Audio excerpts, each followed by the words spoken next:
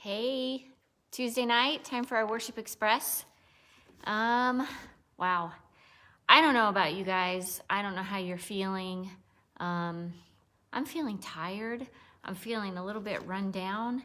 And I don't know if it's because of the season of Lent that we're in and trying to really stay focused on my agenda that's in front of me. Or if it's just that time of year. I think a lot of people this time of year start getting really tired, especially at school. We see a lot of that. We're just kind of dragging across the finish line at this point. But anyway, we're going to get right into it, and just a quick reminder that last week we talked about transformation. We talked about the idea of the butterfly being in the dark cocoon, but his sole purpose is to be transformed into a butterfly, similar to our transformation as Christians. So what I want to do is start the night off with some song lyrics, just to read them to you. And you may have heard this song. You may have even heard me read these lyrics to you in the past, but sometimes it hits differently at different seasons of our lives. So I want you to listen to this. In the dark and all alone, growing comfortable, are you too scared to move and walk out of this tomb? Buried underneath the lies that you believed, safe and sound, stuck in the ground, too lost to be found. You're just asleep. And it's time to leave. Come on and rise up. Take a breath. You're alive now. Can't you hear the voice of Jesus calling us out from the grave like Lazarus?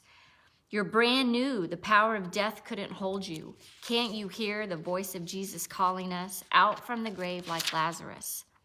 When he said your name, that thing that filled your veins was more than blood. It's the kind of love that washes sin away. Now the door is open wide and the stone's been rolled aside. The old is gone, the light has come, so come on and rise up. He's calling us to walk out of the dark. He's given us new resurrected hearts. Come on and rise up. I love that song. It's by Cain. Cain is the group. It's called Lazarus, Rise Up. So thinking about Lazarus, or hearing about Lazarus, got me thinking about, who do you think? Two sisters, Mary and Martha. Lazarus' sisters. So before we get into that story, I do have a question for you. What is distracting you? What is keeping you asleep? And the reason I use the word distracting has to do with the story of Mary and Martha. So at this time, Lazarus has died and Jesus has come to visit. So I'm going to be starting in the book of Luke, chapter 10, verses 38 to 42. It says this. As Jesus and his disciples were on their way, he came to a village where a woman named Martha opened her home to him. She had a sister called Mary who sat at the Lord's feet listening to what he said. But Martha was distracted by all the preparations that had to be made. She came to him and asked, Lord, don't you care that my sister has left me to do the work all by myself? Tell her to help me. Martha, Martha, the Lord answered, you are worried and upset about many things, but only one thing is needed. Mary has chosen what is better, and it will not be taken away from her. So for a long time, reading that and hearing that story, I thought that what he was saying was that Martha was wrong and Mary was right, and I tried to take lots of lesson away from that. But you know, if I am wrong about this, then correct me, someone who knows better. But I think Martha is the one who actually invited Jesus to their home. And that's why she was the one making the preparations, making the food, doing everything that needed to be done for when you have someone coming to visit.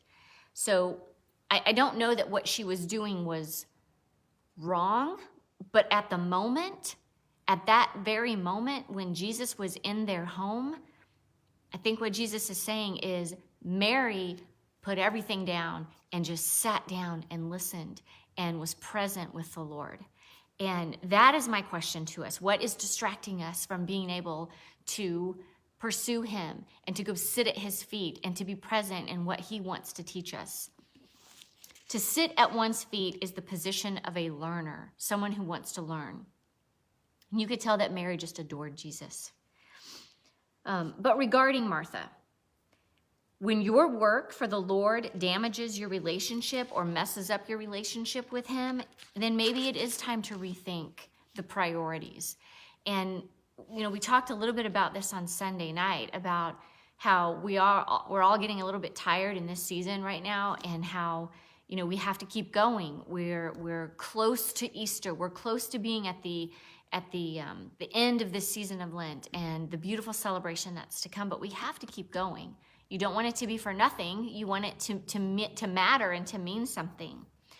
So if Jesus appeared to you today, if he showed up at your doorstep, think about what you would do. Would you continue to wash the dishes and clean and make sure everything was prepared? Or would you actually sit down with him and be in his presence and the glory and all of the beautiful light that surrounds him? What would you do? I ask myself that too. To make it more of to more relevant to today, I know I'm guilty of this Martha tradition, because even though I might invite someone over, if I'm not completely prepared when they get there, I'm continuing to set the food out, to fluff the pillows, to make sure that the house smells good, to make sure that things have been swept up, to make sure that it looks presentable and smells good and that the food is ready. And I think all of that is good, but sometimes at the end of the meal or the end of the night, I am very guilty of continuing to do the dishes so that I don't have to do it later, instead of being present with the people that have come over to our home. And I think that's something I want to work on. Definitely something I am acknowledging that I know that I do. It's not a bad thing, but it's just we want to be present for people, especially when we've invited them and they're coming over and being a part of our family and our home. So think about what is taking your attention away from Jesus. I did have another scripture I wanted to read in the book of John. Chapter 11, verse 32 says this: When Mary reached the place where Jesus was and saw him, she fell at his feet and said, Lord, if you had been here, my brother would not have died. When Jesus saw her weeping and the Jews who had come along with her also weeping, he was deeply moved in spirit and troubled. Where have you laid him? He asked. Can you imagine being so distraught with grief and overwhelmed with the loss of a sibling or a family member, and Jesus is there, and you say to him, if you had been here, this wouldn't have happened. And he's moved by your grief and your sorrow and says, take me to him. And any of you who know the story, you know what he does. It's in the song. Come on and rise up, Lazarus. He breathes life back into him. And they knew that he could do that. It was just a matter of, was he going to? So that's kind of the thing I want you to be thinking about this week, is what would you do? And what are the distractions that are keeping you from pursuing the relationship that you want with him? If you remember, we also talked last week about being intentional, or maybe this was Sunday night with our youth group. I get confused sometimes. We talked about being intentional with our prayers and asking God for what's on your heart. Really putting it out there, presenting all of it to him, and not just a portion of it or a part that maybe doesn't sound too big for him, because nothing is too big. And I think when we are very honest and intentional about what we are seeking and what we are requesting, he wants to give that to us. And keep telling him that you love him, keep showing him that you love him, and keep being Jesus to the people that are in your lives. So I want to finish with one last scripture, and it's in the book of Matthew. Chapter 6, verse 35 says this. And these are Jesus' words. But seek first his kingdom and his righteousness, and all these things will be given to you as well. Therefore, do not worry about tomorrow, for tomorrow will worry about itself. Each day has enough trouble of its own. Ooh, isn't that the truth? I say that a lot to myself, not in those words, but why worry about tomorrow when right now, today, I need to be focused and present for the things that are in front of me. So that's what I want you to be thinking about. And, you know, we only have a few more weeks before the leading up to the week of Easter, which is one of my favorite weeks. It's called Holy Week.